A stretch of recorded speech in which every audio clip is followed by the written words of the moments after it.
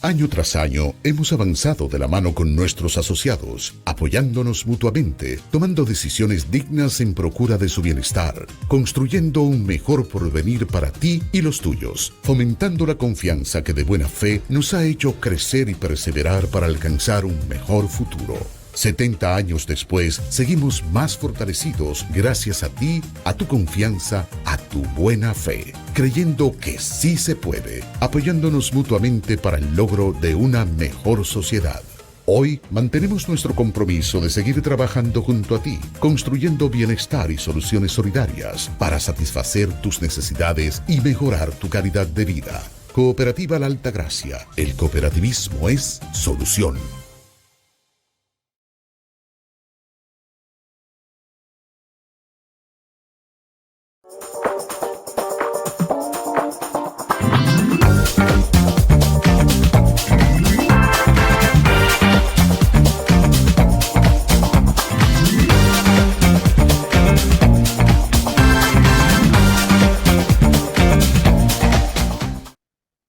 Acójanse. Saludos, pueblo latinoamericano y comunidad crítica que nos sigue en gran parte del territorio latinoamericano. Bienvenidos y bienvenidas a Vértice Crítico, este espacio donde el pensamiento se convierte en herramienta, la palabra en puente y la reflexión en acto de creación. Agradecemos profundamente su sintonía por Teleatlántico desde Puerto Plata y a quienes nos escuchan cada semana a través de la emisora Al Son del 23 en los 94.7 en Caracas, Venezuela. Si estás en YouTube, aprovecha y suscríbete. Activa la campanita, comparte este contenido y únete a esta comunidad que no le teme al análisis ni al debate responsable. Y debemos agradecer las felicitaciones, los mensajes que nos llegan cada día desde diferentes lugares de Latinoamérica, desde el Perú, desde Venezuela, Puerto Rico, desde Uruguay, Argentina y otros lugares que sintonizan a Vértice Crítico y desde luego a nuestro querido pueblo dominicano. Y antes de iniciar nuestro diálogo de hoy, quiero hablarle del agua que se toma en mi casa y que también tomamos aquí en el estudio. Agua H2Clat.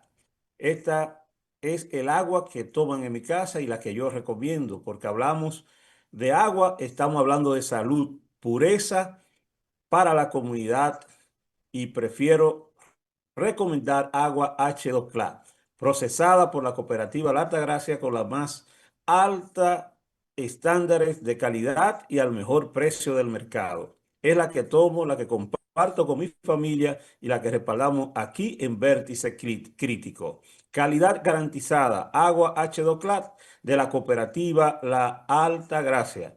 Hoy tenemos un programa especial cargado de historia, ideas y perspectivas que enriquecen la conversación pública. Así que acomódate porque esto apenas comienza. Señor director Jonathan, presente desde cabina al invitado que tenemos en el día de hoy en Vértice Crítico. Se necesita una gran movilización social para llevar al gobierno a que cumpla con la ley del Código Tributario como debe ser su responsabilidad y que no siga echándole a los trabajadores su desorden presupuestario. La vida de Héctor Sánchez es la historia de un hombre que entendió desde adolescente que los pueblos no avanzan por casualidad, sino por conciencia. Nacido en Higüey en 1946, llegó al mundo como quien viene con una tarea: convertir el conocimiento en herramienta y la organización en fuerza transformadora. Economista formado en la UAS, caminó luego por las aulas del País Vasco, España y Brasil, recogiendo saberes para devolverlos multiplicados al pueblo que lo vio nacer. Más de un cuarto de siglo en congresos internacionales, 40 años acompañando a las MIPYMES y una vida completa colocando su inteligencia al servicio de quienes producen, trabajan y sueñan. Licenciado en Economía en la UAS, estudios doctorales en Economía Aplicada en la Universidad del País Vasco, una maestría en Alta Gerencia Pública en la UDEC de España y un posgrado en Análisis organizacional en la Universidad Getúlio Vargas de Brasil. Maestro por vocación y por consecuencia, sus 33 años de docencia universitaria no fueron clase, fueron actos de siembra donde enseñó que la economía no es un número sino una relación humana marcada por el conflicto y la esperanza.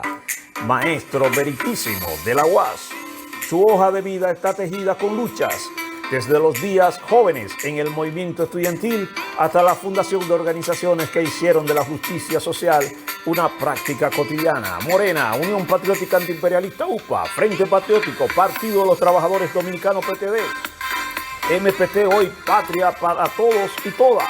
Cada espacio fue una trinchera ética levantada frente a la desigualdad. Incluso llegó a ser candidato vicepresidencial en el año 2000. Como compañero de boleta del inmenso dirigente popular Ramón Almanzar, llevando la voz de los de abajo a la arena electoral. Presidir gremios, dirigir instituciones, asesorar federaciones, todo ha sido parte de una misma lógica.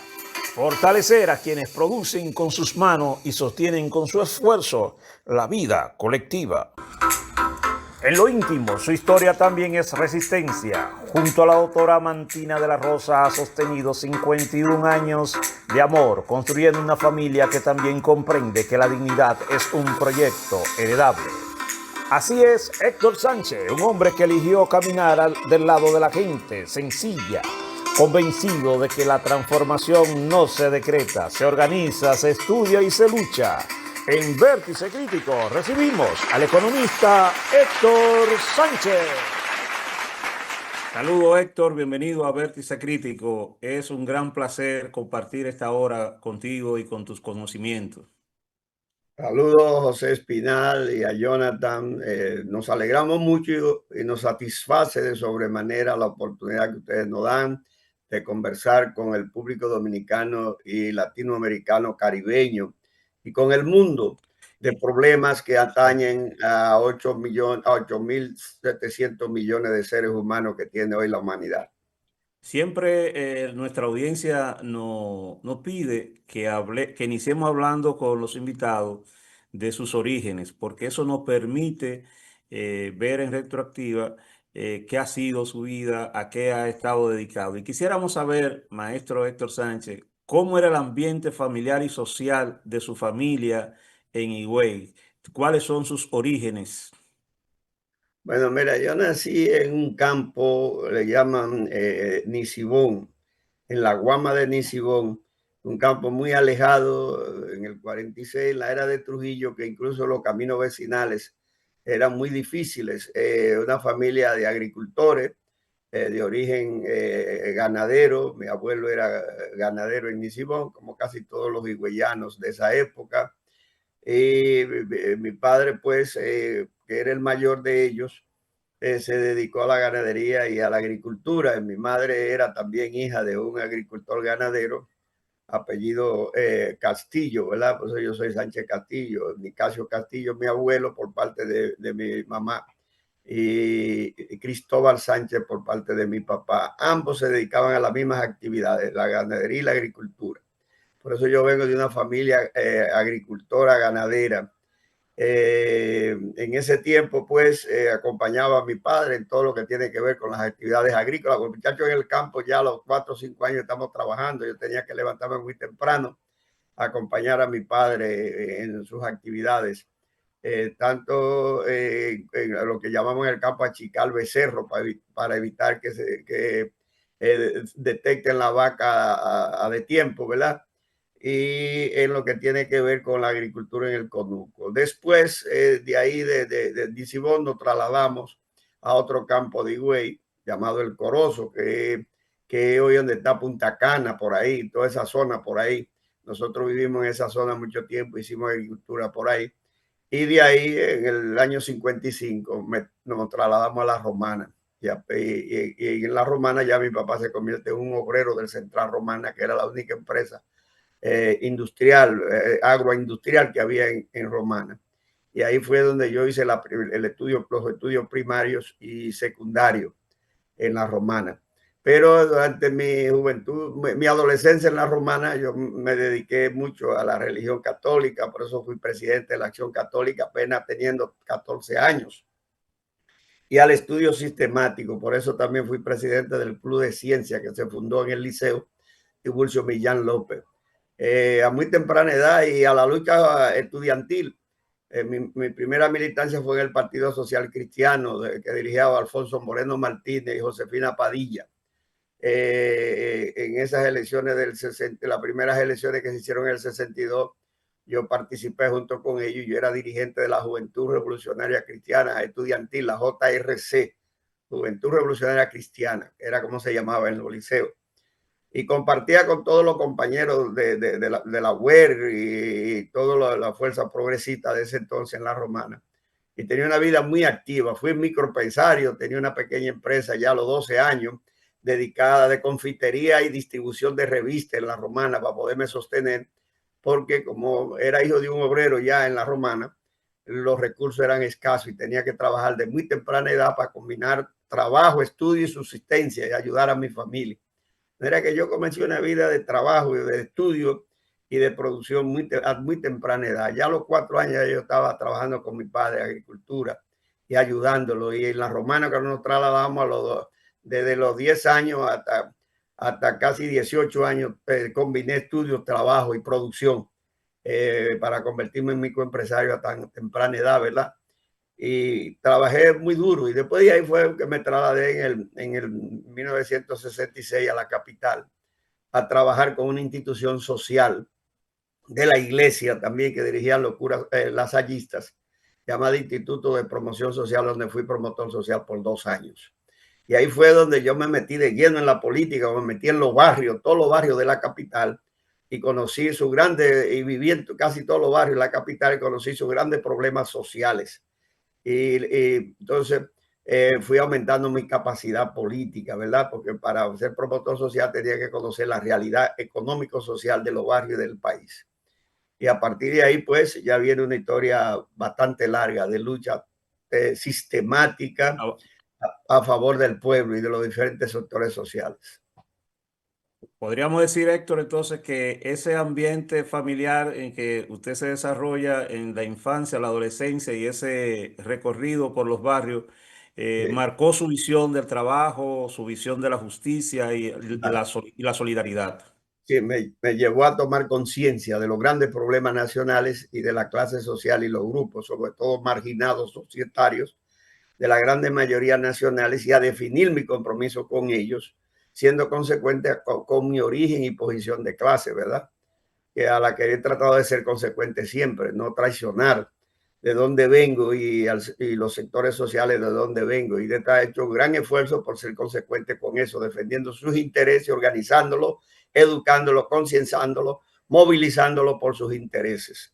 Y te digo, estamos hablando desde 1961, cuando yo comencé a activarme ya en la lucha política. Me recuerdo que Iván Rodríguez en la Romana, que era amigo mío, muy joven, él me lleva algunos años, pero lo conocí muy joven, me integró al 14 de junio, recién decapitada la tiranía, y con él vine al gran mitin que hizo Manolo, el primer mitin que hizo Manolo en el 62 para declararse dispuesto a subir a las escarpadas montañas después del golpe de Estado. Yo estuve en ese mitin frente al parque con apenas 16 años, frente al Parque Independencia con Iván Rodríguez. Vinimos en un camión de la Romana con otros líderes que incluso murieron en la guerrilla del 63, Josecito Padua Falé y otros.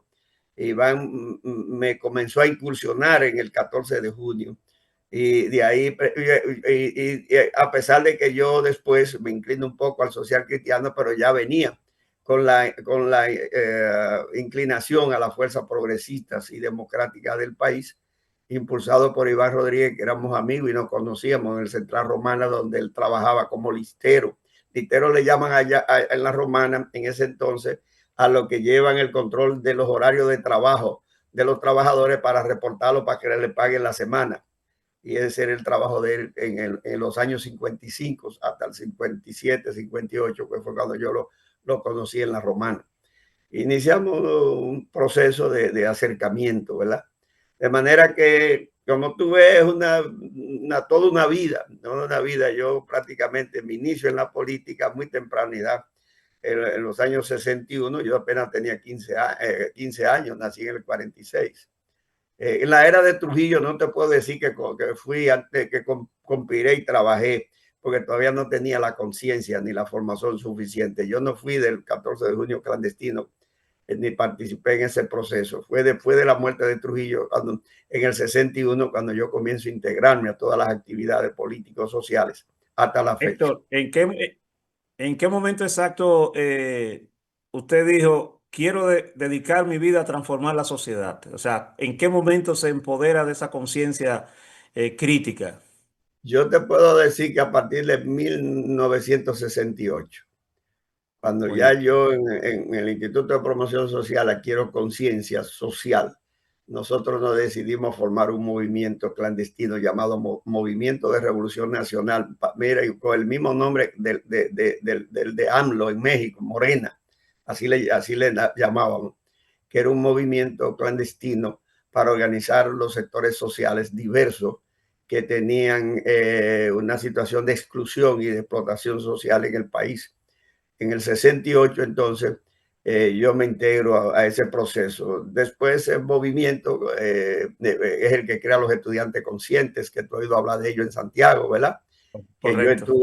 estuve en ese tiempo, en el 70 ya, yo era el que lo orientaba. Después entré a la Ucamaima, ahí participé con el movimiento, con Ares y otro grupo social, y fundé un movimiento estudiantil que se llamaba Movimiento de Liberación Nacional en la Ucamaima. Y me votaron junto con todos esos estudiantes en la primera crisis del 1970. Me expulsaron de la universidad. Perdí una beca que tenía, que me había dado Fundapé. Después me cobraron todo ese dinero y perdí 5 años de estudio por esa expulsión. Yo tenía un índice de 4, el índice más alto que se puede sacar en la Camaima tenía yo, y aún así me expulsaron por pedir libertad de expresión y libertad de asociación, que no era otra cosa lo que queríamos. Sin embargo, Agripino fue inflexible con eso, y la Ucamaima, y nos votó a muchos estudiantes y profesores, y me hizo un gran daño. A mí me hizo un daño enorme, me llevó a perder 5 años de estudio, porque yo no podía estudiar si no tenía beca, ¿verdad? Entonces perdí la beca, y además no pude volver a estudiar, ¿verdad? A pesar del esfuerzo que estaba haciendo, porque tenía un índice, te estoy diciendo, el índice más alto que se saca en Ucamaima. Toda mi materia estaba en A. Y esa es parte de mi lucha en Santiago. Pero a partir de ahí yo después me fui a los campos, a trabajar en los campos de Puerto Plata. Primero me fui a Los Verde Mao con un cura amigo, y de ahí me fui a Puerto Plata, a Mamey, a Guananito, y tuve toda esa zona organizando y trabajando con campesinos. Y sobre todo difundiendo la doctrina social de la iglesia. Yo la dominaba muy bien, todas las encíclicas sociales de la iglesia, la conferencia de Puebla que se hizo en Colombia.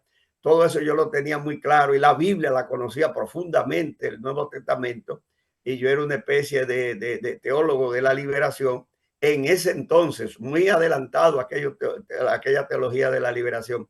Ya yo predicaba un evangelio auténtico, de redentor, y hacía el trabajo social en todas esas zonas de Puerto Plata, en fin. Y en Santiago ese trabajo político, ¿verdad? A través de Morena. Después Morena desaparece, como todos los procesos de este país.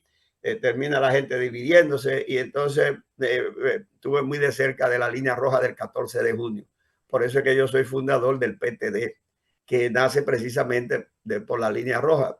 En la Asamblea de Construcción del Partido de los Trabajadores Dominicanos, en la Facultad de Ingeniería, yo estaba en esa asamblea como miembro fundador. Y ahí ustedes saben, conocen la historia. Después se fundó la UPA, ¿verdad?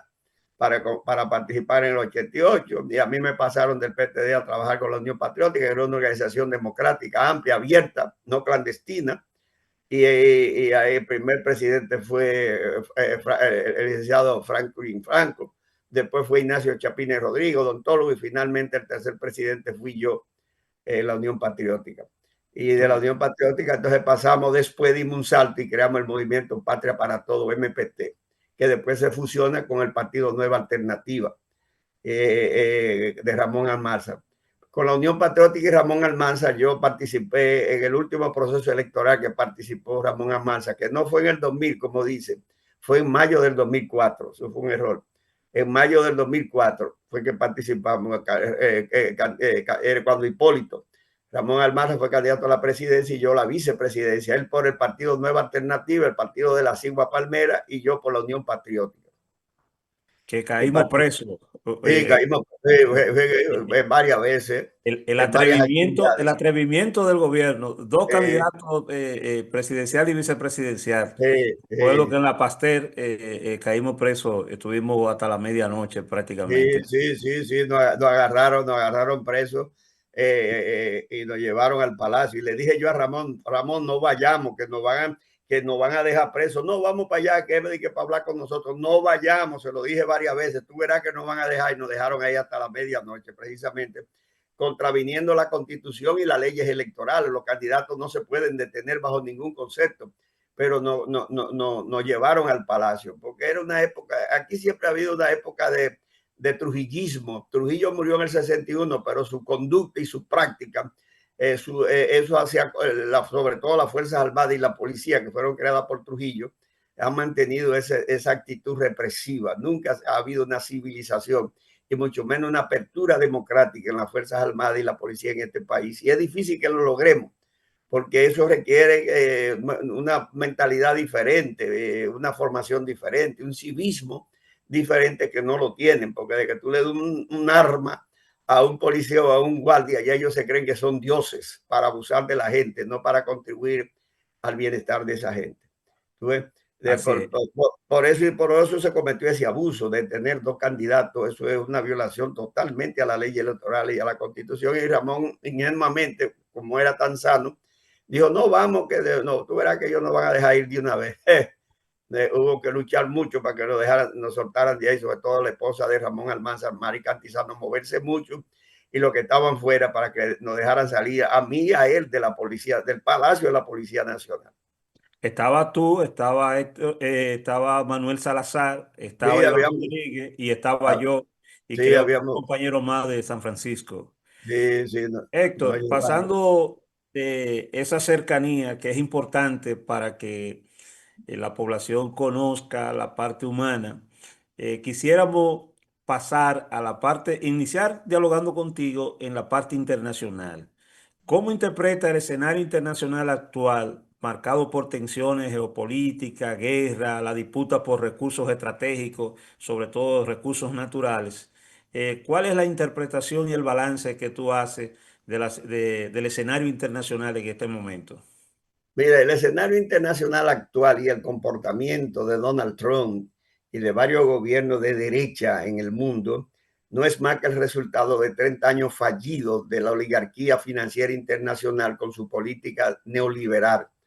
El neoliberalismo, que era una política aparente de apertura y de privatización y conducción de la economía por parte del sector privado, se vendió en el mundo como una idea de que esa conducción por parte del sector privado de la economía y el achicamiento de los estados iba a conducir lo que ellos llamaban una desregulación del estado, iba a conducir a una distribución del ingreso mundial, y por tanto un mejor bienestar de toda la población en sentido general, sobre todo de los obreros, los chiriperos o el ejército de reserva y la clase media, y que eso iba a conducir a un desarrollo, no a un crecimiento sostenido del mundo. Esa falacia que se nos vendió con el acuerdo de Washington y los teóricos y los ideólogos del gran capital financiero internacional llevó ingenuamente a los gobiernos de Asia, América Latina y de África, del tercer mundo, de los países pobres, a aceptar esa ideología y a ponerla en práctica forzosamente en todos nuestros países. ¿Cuáles fueron las consecuencias de eso después de casi 40 años?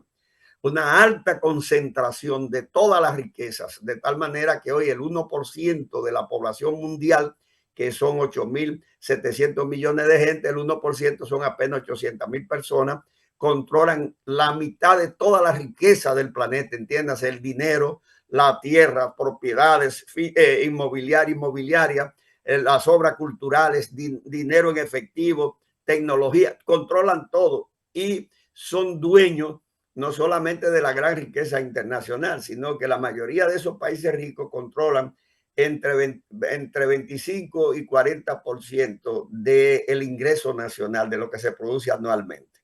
De manera que, ¿qué hizo ese proceso? Hizo más rico a los ricos y en consecuencia más pobre a los pobres.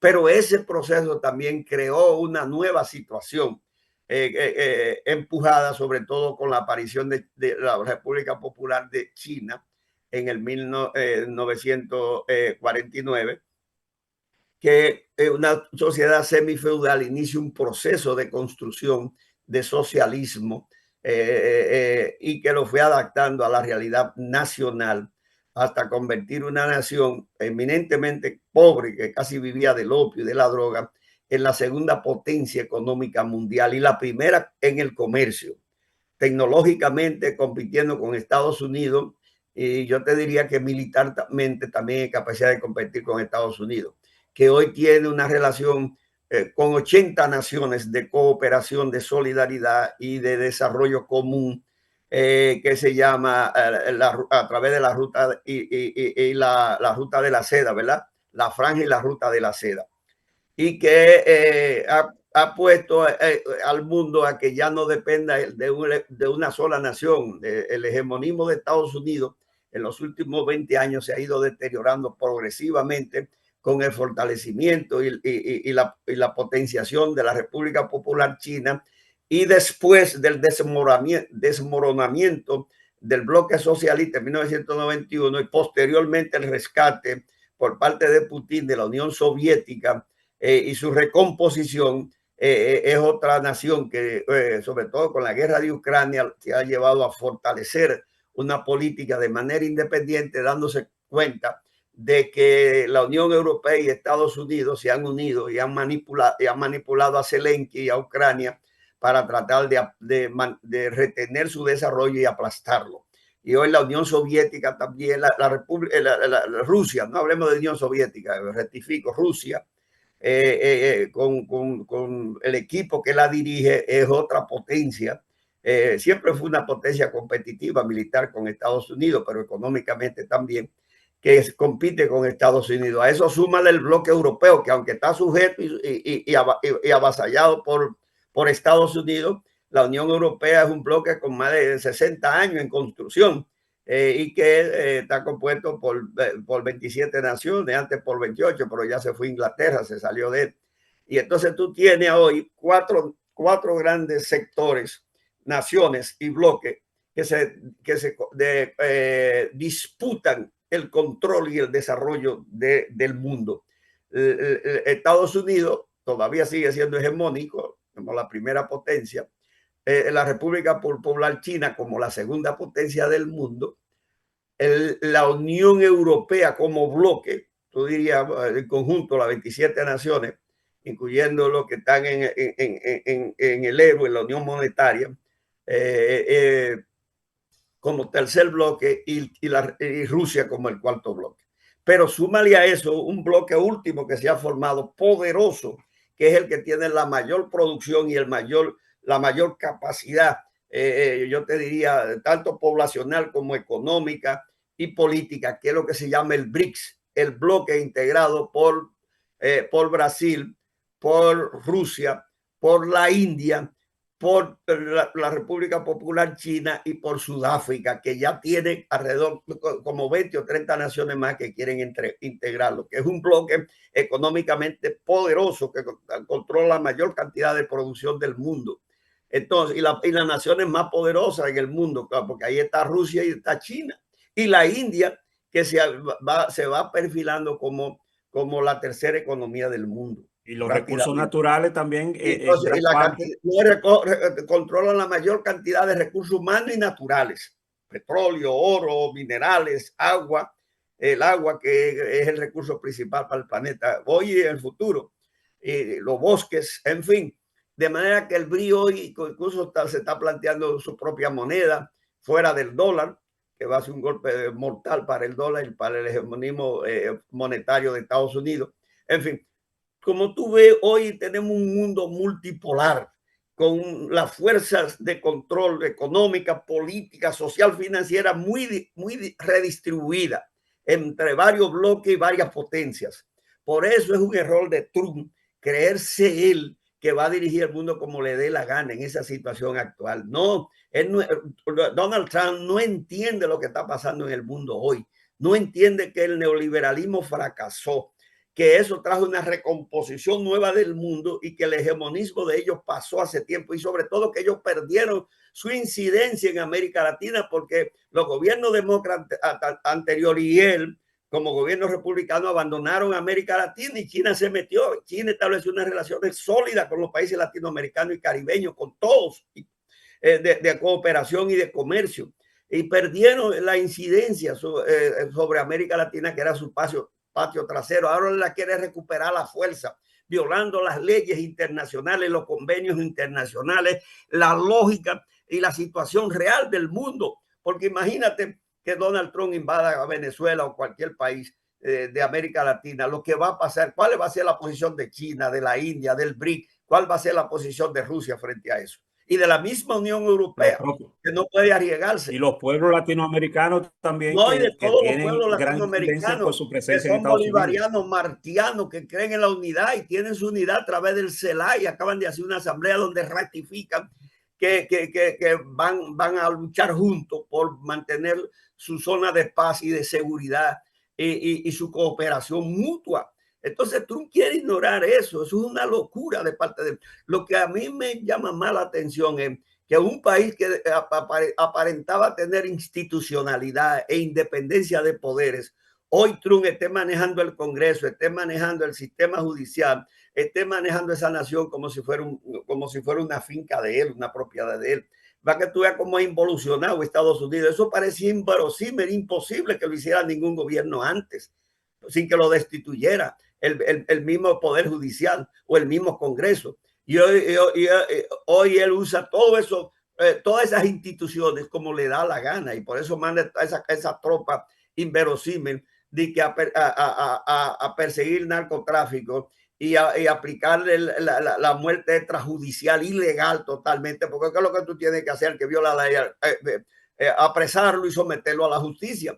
Para cuando se compruebe que violó la ley, entonces para eso están las consecuencias, que son las cárceles, pero no de que fulminarlo en el mar. Eso se parece mucho a lo que hace la policía aquí con los famosos intercambios de disparos, que no son más que muertes extrajudiciales, asesinatos extrajudiciales, que por suerte se han ido parando en los últimos días.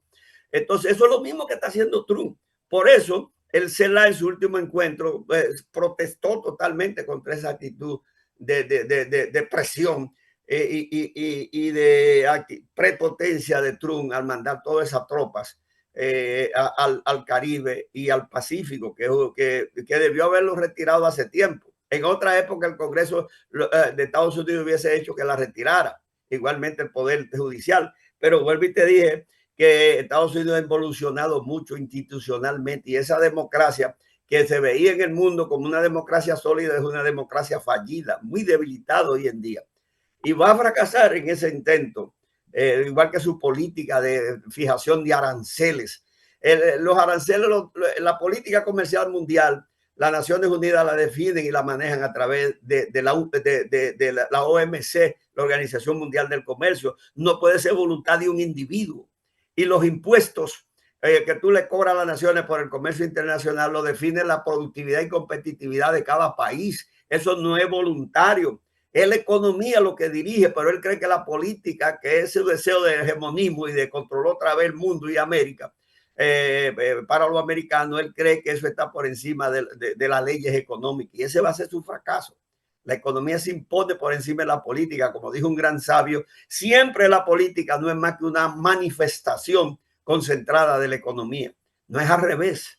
Entonces, en última instancia, ese poder económico de Estados Unidos, que está dislocado con el neoliberalismo y que se reubicó en el mundo, la mayoría de las inversiones grandes de Estados Unidos están en Europa, están en China, Entonces esas naciones fueron allí buscando rentabilidad, ganancias, y no van a volver para Estados Unidos. No es verdad, porque ya ellos tienen su tecnología, tienen un recurso humano productivo, entrenado allá, y tienen un mercado en China de 1.400.000 personas, junto con la India, que tiene de casi 1.500 millones de habitantes.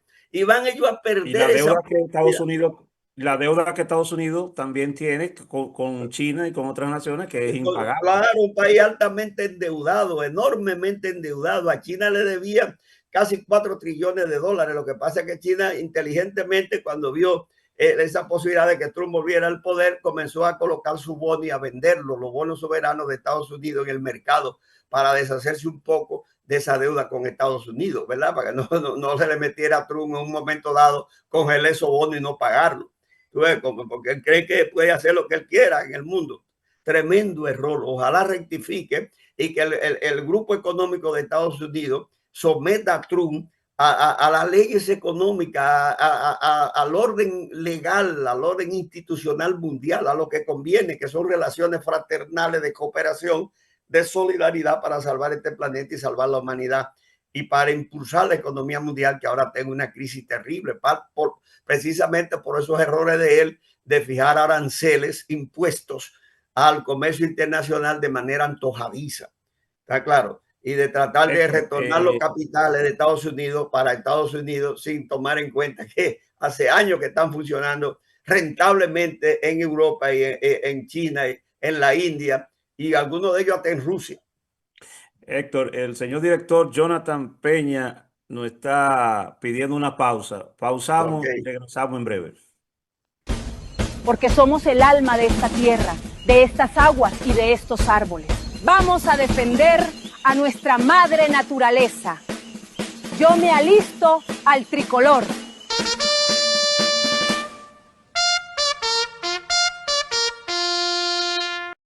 Año tras año hemos avanzado de la mano con nuestros asociados, apoyándonos mutuamente, tomando decisiones dignas en procura de su bienestar, construyendo un mejor porvenir para ti y los tuyos, fomentando la confianza que de buena fe nos ha hecho crecer y perseverar para alcanzar un mejor futuro. 70 años después, seguimos más fortalecidos gracias a ti, a tu confianza, a tu buena fe, creyendo que sí se puede, apoyándonos mutuamente para el logro de una mejor sociedad. Hoy mantenemos nuestro compromiso de seguir trabajando junto a ti, construyendo bienestar y soluciones solidarias para satisfacer tus necesidades y mejorar tu calidad de vida. Cooperativa La Altagracia. El cooperativismo es solución.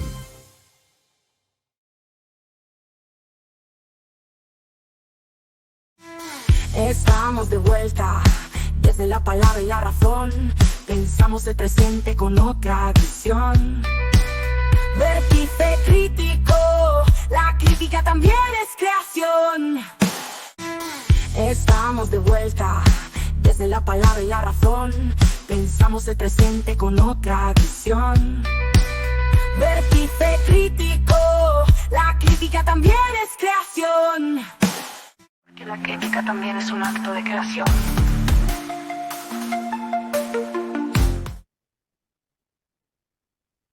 Estamos de regreso y estoy recomendándole agua H2 Clad, porque cuando hablamos de salud, hablamos de buena agua, agua saludable, pura. Por eso mi recomendación es agua H2 Clad. La prefiero y la recomiendo, procesada por la cooperativa La Altagracia, con los más altos estándares de calidad y al mejor precio del mercado. Es la que tomo, es la que comparto con mi familia y la que respaldamos aquí en Vértice Crítico. Calidad garantizada, agua H2CLA de la cooperativa La Altagracia. Estamos hablando con el doctor Héctor Sánchez, presidente del partido Patria para Todos, maestro meritísimo de la Universidad Autónoma de Santo Domingo, de la Facultad de Ciencias Económicas y Sociales. Héctor, frente al avance tecnológico y la concentración del capital que tú hablabas y cómo está concentrado el gran capital financiero internacional, ¿Ve algunas posibilidades reales de un orden económico más equitativo para la humanidad? Porque si esto sigue como va, no hay como esperanza de una sociedad más justa. Hay mucho desaliento. ¿Cuál es tu visión? Mira, la gran mayoría de las naciones del mundo, sobre todo China, Rusia y algunas europeas y las tercermundistas, los principales líderes africanos, latinoamericanos, eh, hoy están convencidos de que el mundo no puede seguir en la forma en que está estructurado hasta el momento, con esa enorme concentración de las riquezas y del ingreso en una minoría tan pequeña de la humanidad y en un grupo tan reducido de las naciones como son el G7, las 7 naciones más desarrolladas del mundo. Que el planeta pertenece a todos y todas, a los 8.700 millones de seres humanos, y los recursos de la naturaleza deben pertenecer a todos y todas. Hay conciencia mundial y va creciendo cada vez más de que el mundo hay que repartirlo mejor, de que los seres humanos tenemos que unirnos y trabajar, porque el conocimiento, la tecnología, la innovación, que no es más que el conocimiento aplicado a la producción, es el producto de millones de años, de todos los esfuerzos de todos los seres humanos, no es de una nación. Es verdad que algunas naciones, porque tienen más recursos, investigan más que otros, ¿verdad? Tienen una educación de grado a veces de mejor calidad que otras, pero todos los seres humanos hemos practicado para construir la vida que hoy tenemos en la producción, y hemos estudiado y hemos investigado y hemos creado el cúmulo de conocimiento, incluyendo con la tecnología actual que tenemos, como es la inteligencia artificial. Todo eso es el producto de un esfuerzo humano común.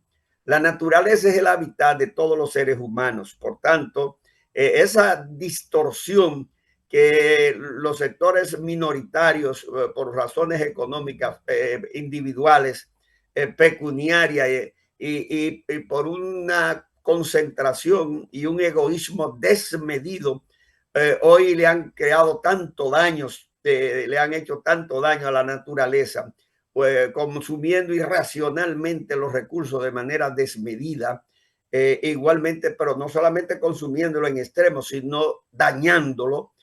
Hoy hay una conciencia mundial de que ese proceso hay que revertirlo, porque puede crear la posibilidad de la extinción de la vida y de la especie humana en el planeta Tierra, y eso es una irracionalidad, una locura que no conviene a nadie. Entonces la gran mayoría, aunque Trump y su grupo y algunos dicen que no existe tal problema ambiental ni contaminación ambiental, que eso es un subterfugio, pero la ciencia y los hechos nos dicen que cada vez aumenta más la temperatura y que cada vez hay más fenómenos naturales que hacen mucho más daño que antes, que los mares están calentándose y que los cielos se están derritiendo, están aumentando los caudales de los mares y las costas se están destruyendo. En fin, que los recursos naturales se están arriesgados. Entonces, hay conciencia en el mundo de que eso hay que revertirlo. Pero hay conciencia en el mundo que si el mundo pertenece a todo, la naturaleza pertenece a todo, y trabajamos entre todos y creamos la producción mundial que estamos produciendo entre todos, hay que repartirla mejor, distribuirla mejor. Todos tienen que gozar, disfrutar de su esfuerzo de conocimiento y trabajo y de la transformación de la naturaleza. Tienen que gozar, no solamente trabajar, gozar y disfrutar de esos bienes, y que tiene que haber un mayor bienestar colectivo para los 8.700 millones y los 15.000 que seremos dentro de 100 años o 75 años. Entonces, yo creo que sí, hay que tener fe. A mí me parece que la razón va a prevalecer sobre la sin razón. La inteligencia se impondrá la ignorancia, y el altruismo, la solidaridad vencerá el egoísmo de las minorías que hoy dirigen el mundo, sobre todo esa oligarquía financiera internacional que se cree que el mundo es para ellos nada más y que todos debemos trabajar para ellos. No, está creciendo una conciencia social mundial de solidaridad, de cambio de actitud frente a la naturaleza, de cohesión social, de mejores relaciones y de producción común y cooperación y de gozo común de los bienes producidos, y por tanto una mejor distribución de la producción mundial. y un mayor bienestar para todos. Porque de lo Héctor, contrario, nosotros no vamos a mantener este planeta y no vamos a salir de guerras intestinas y de conflictos constantes, porque los de abajo van a presionar cada vez más. Si no lo hacemos de manera racional, de manera consciente y de manera convincente, entonces los de abajo se organizarán, van a rebelar contra esa minoría y van a hacer los cambios y las revoluciones que tienen que hacer en el mundo y en los respectivos países donde esa desigualdad e injusticia e irracionalidad existe. Héctor, en el diagnóstico tuyo o del Partido Patria para Todos de la situación de la economía dominicana, ¿cuáles son los elementos relevantes que ustedes identifican? Bueno, para mí el principal mal de este país es que nuestros gobiernos, a pesar de que reciben un gran aporte de parte de los trabajadores y de la mayoría de la población dominicana para mantener ese estado hipertrofiado con 23 ministerios y más de 3,000 organismos y con 650,000 trabajadores en el sector centralizado y unos 150,000 en el sector descentralizado, 850,000 trabajadores. Esa irracionalidad y desorden administrativo de este gobierno y de los gobiernos anteriores tiene que cambiar. Nosotros tenemos que usar los recursos de manera más racional. El porciento que se dedica de la producción nacional, que anda en los 129,000 millones de dólares el PIB actual, y se dedica apenas un 13, un 12% a la operatividad del Estado, no es suficiente, pero tampoco podemos aumentar ese porciento mientras este gobierno y los otros mantengan el desorden administrativo, la ineficiencia operativa de esos recursos, que para este año hay un presupuesto, tú sabes, de 1,744,000 millones de pesos. Y este gobierno ha manejado cerca de 7 trillones, más de 7 trillones de pesos en 5 años, que es una fortuna, pero es un gobierno que lo ha despilfarrado, lo ha dedicado a gastos corrientes, a cosas irracionales, a clientelismo político, a transferencias miserables de clientelar a los pobres, digamos, a subsidiar un sistema eléctrico ineficiente, manejado clientelarmente. En fin, el principal problema es la ineficiencia, la irracionalidad con que este gobierno y los anteriores manejan los recursos que el Estado y el pueblo ponen en sus manos, que no lo invierten racionalmente en la cosa necesaria para desarrollar el país, mejorar el nivel de vida de la mayoría, que es invertir en educación de calidad, no esta educación ineficiente y digamos irracional que tenemos en República Dominicana. Invertir en salud, no está un 2%, un 2.5% en salud, cuando debe ser 6 o 7% del presupuesto nacional, apenas un 2.8, lo más que llega. Por eso tú ves que los hospitales son cementerios de seres vivos, y por eso tú ves que las enfermedades crecen enormemente, 17% de diabéticos, 44% sufre de enfermedades cardiovasculares, cánceres crecientes que preocupan enormemente a la gente, obesidad, casi el 60% de las mujeres son obesas por una mala nutrición, porque no hay orientación nutricional ni recursos suficientes para que la gente se alimente bien. Entonces, no invierten en lo suficiente en educación, sobre todo en salud preventiva, no curativa. No invierten en vivienda para la gente pobre, vivienda económica. 1.200.000 dominicanos no tienen vivienda. Y sin vivienda es muy difícil tener una familia cohesionada, una familia integrada. No invierten en mejorar el sistema eléctrico. Tú ves lo que pasó con ese blackout. Hemos tenido 38 blackouts en los últimos años, incluyendo el de mayor duración de 14 horas. Fue precisamente en el gobierno de Leonel en el 98 en el 2008, y Leonel critica tanto ahora porque son tan irracionales y tan inconsecuentes que creen que la gente no tiene memoria histórica. El mayor blackout se dio en el gobierno en el segundo gobierno de Leonel Fernández, de mayor duración. Pero él ahora dice que este gobierno es ineficiente. Pero ¿quién es más ineficiente que esos gobiernos anteriores? 20 años y no resolvieron ninguno de esos problemas que te estoy diciendo. La seguridad ciudadana sigue siendo un problema. Tú ves, entonces, ¿cuál es el problema? que los recursos se inviertan racionalmente en las cosas que realmente se necesita para mejorar las condiciones de vida de la gente, en empleo productivo para esa juventud. De cada 100 estudiantes que egresan de las universidades, apenas 40 consiguen trabajo, y consiguen trabajo de salario miserable. Mejorar esos salarios. 75% de los obreros formales, que son 3.400.000, apenas ganan 40.000 pesos mensuales para un costo de una canasta de 50.000. Es como tú ves, hay grandes problemas nacionales que este gobierno ni los anteriores lo han resuelto. Entonces se necesita precisamente una reorientación de todo eso. Héctor, nos queda un minuto y no quisiera terminar sin que tú nos hablaras de lo que representa hoy para el pueblo de la Nación Dominicana el partido Patria para Todos. Y quedamos pendientes para una segunda parte porque se nos quedaron muchísimos temas que no pudimos abordar en una hora. Sí, es que los temas del mundo y nacionales son muy complejos. Mira, el partido Patria para Todos y Todas es un partido que nació para unificar este pueblo, a todas las fuerzas progresistas, sociales, a los hombres y mujeres de buena voluntad, en un gran frente político, social, electoral. Unirlo. Sin unidad no hay posibilidad de desplazar del poder esa minoría que dirige el país a su antojo, ni esa clase política fallida, comercial, tradicional que ha dirigido este país desde la muerte de Trujillo para acá. Yo te diría desde la fundación de la República hasta la fecha. Entonces, se necesita una gran unidad nacional. La mayoría de la gente dominicana son buenas, hombres y mujeres. Entonces, unir a todos los hombres y mujeres buenas que tiene este país en ese frente para participar electoralmente, registrar este partido electoralmente, ¿verdad? Consiguiendo el apoyo de la población, formando los comités, llevándolo a la Junta para darle oportunidad que todos los hombres y mujeres buenas que tengan aspiración a ser candidatos al cargo que sea se puedan postular desde este partido.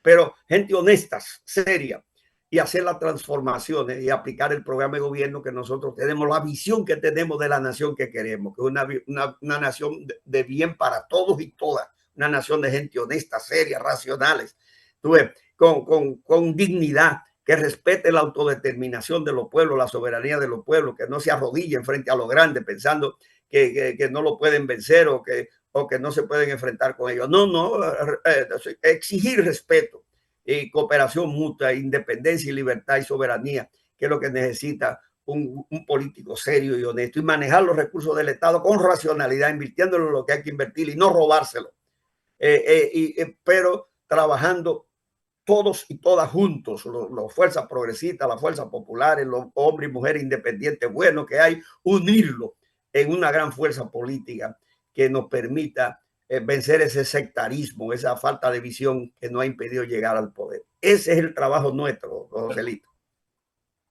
Bueno, Héctor, muchísimas gracias.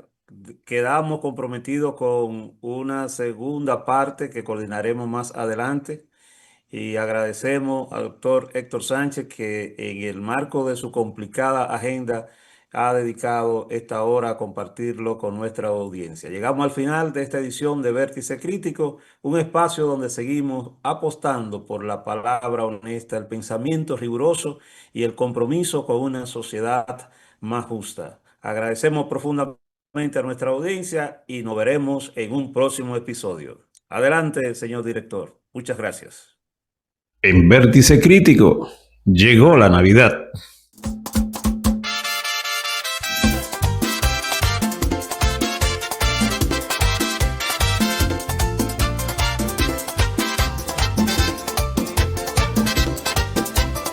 Ya llegó la Navidad, en Vértice Crítico celebramos el pensamiento con espíritu bonito. Ya llegó, brillan luces en el barrio y en cada corazón sincero renace el amor a diario. Traigo un verso encendido como estrella en el portal, con preguntas que construyen un futuro más ideal, donde la voz del pueblo se levanta con verdad, porque pensar también es fiesta y criticar es libertad. Ya llegó, celebro Navidad en vez que se